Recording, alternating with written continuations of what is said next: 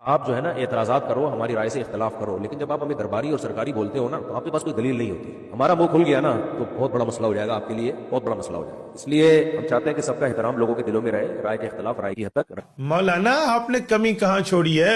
بسم اللہ فرمائیے، کھولیے اپنا منہ مبارک، لائیے دلائل. کھلے دل سے میں آپ کے دلائل سننے کے لیے بیٹھا ہوں، کمر کس کے بیٹھا ہوں، تیار بیٹھا ہوں. وقت ضائع مت کیجئے، کھولیے اپنا منہ، لگائیے ہمارے اوپر جو فتوے آپ نے لگانے ہیں تاکہ امت کے سامنے آپ لوگ مزید آشکارا ہو جائیں. میں تو اس انتظار میں ہوں، کس نے آپ کو روک رکھا ہے؟ کیوں آپ نے اپنے منہ مبارک کو بند کیے ہوئے؟